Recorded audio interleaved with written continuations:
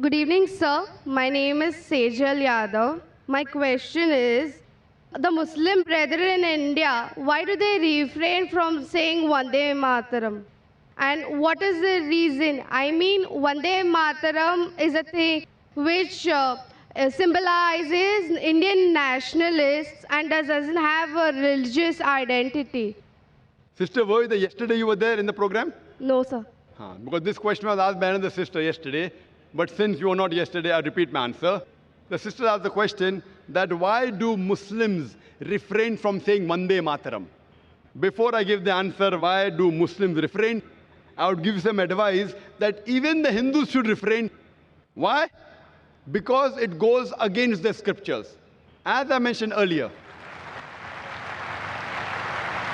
in the earlier answer, when our Sikh brother he asked the question, I gave you quotations from Upanishad, from Veda, that Almighty God should worship Him alone and no one else. He has got no images. Now, Vande Mataram is a song in which thrice it says that Vande Mataram, I bow down to my motherland. Now, in Hinduism, you worship only Almighty God and no one else. God is the creator of this country also. Fine? So it goes against your scriptures. And Hinduism is against idol worship. Hinduism says you bow down only to Almighty God and no one else. You worship Him alone, no one else. So besides Muslim, first I would like to say it goes against the Hindu scriptures. You ask any Hindu scholar, if you ask a layman or a laywoman who's unaware of the Hindu scriptures, they may not know it goes against. Coming to nationality, I'll tell you afterwards. As far as Muslims are concerned, again this verse, Vande Mataram, it goes even against the Quran. Because in Islam, we worship only Almighty God and no one else. And this country, India, we Muslims, we love the country, we respect the country.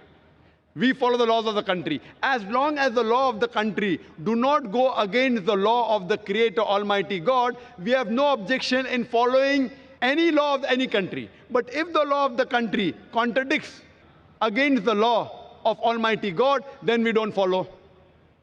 So Almighty God is the creator of this country.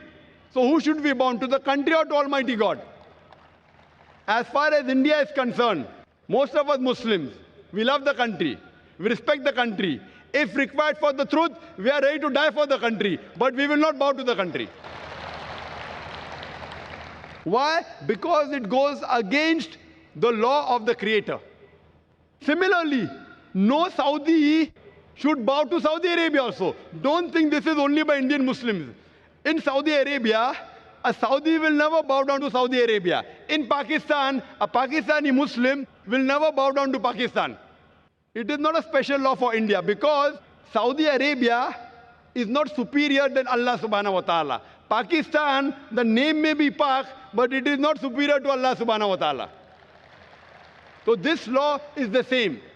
And the concept is that we too love the country. But if it contradicts, for example, in Islam, we consider after Allah and the Messenger, in this world, the person who we respect maximum is our mother. Our mother bore us in her womb for 9 months. We love her. We respect her. We're ready to die for her. But we can't bow down to her also. When I cannot bow down to my biological mother, where is the question of me to bow down to this land? Why? Because neither my biological mother, neither this land of mine is superior to the Creator. Furthermore, there are 12 lines in the Vande Mataram. 3 is Vande Mataram, which is against Quran and Hadith. Similarly, there are attributes given to Almighty God about Durga, about Lakshmi, about wealth, etc., which contradicts against the concept of Islam. So because it goes against, it is belittling God. So I will not belittle my Creator just for this country. But I love the country. That does not mean that I do not love the country. And this song was written by whom? It was written by Bankim Chakrabarty.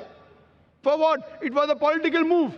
And now a few years back, they want to create a century and they don't even know the date when it is written down. It is more for political motives that the Indian politicians want to make a thing. But these Hindu Indian politicians don't know that they're going against their own Veda by making a political issue. Hope that answers the question. Thank you, sir.